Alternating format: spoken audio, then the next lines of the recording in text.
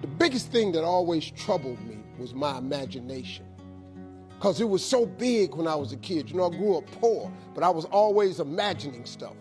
You know, my mama, once a month, would buy a travel magazine at the grocery store. My father used to be so pissed off. Bill, why we spending this money? Because we were poor. She said, Slick, we ain't got no money to take this boy nowhere. But if he can look in these magazines, maybe one day, it'll cause him to want to travel. I've been to so many countries around the world because of that magazine. I just wanted to go see stuff. My mama had enough sense to plant that seed in me. It's like at Christmas time, we used to get in the car, and my daddy used to take us to the suburbs so we could see the lights. And you know, we just drove around the lights. And I was amazed at the suburbs, because I would see these big houses with horseshoe driveways where you drove in and came out the other side. You know, in the hood, you pull in the yard and you back your ass back out.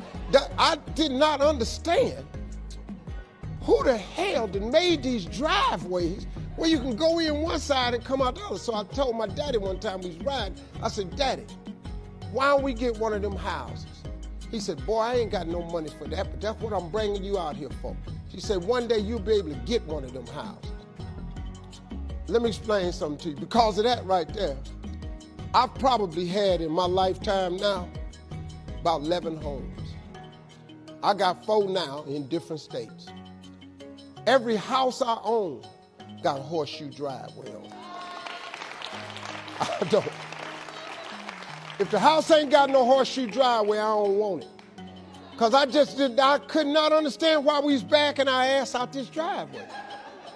When they was living, they told me one time, they was sitting up watching TV. My daddy looked at my mama and said, Bill, he called my mama Bill, and said, can you believe that this little boy we had on TV? She said, Slick, I can't believe this. I used to send my daddy $5,000 a week.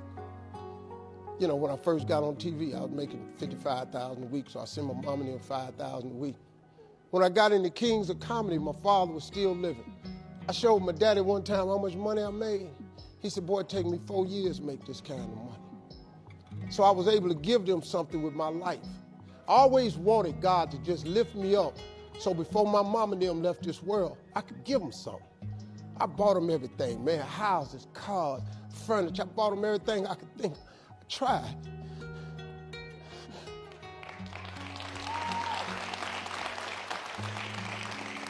And you know what's crazy, man? I'm 62 years old. I still want them to be proud of me. I'm still hoping that they in heaven watching me and they see me turn into somebody.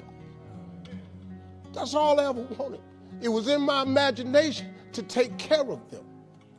Everything that's in your imagination, God gonna make it come true for you. You just got to believe that. God make dreams come true. He take poor kids with speech impediments and put them all over TV. He take drug dealers and turn them into doctors. If God can do that for me, explain to me how he can't do it for you. You just got to believe, man. Don't ever give up and keep believing, because God is real. Don't you listen to nobody telling you God ain't real. They done lost their ever-loving mind. God is more real than anybody I know. If it wasn't for God, I wouldn't even be here today. I'm telling y'all, I appreciate it. Thank you.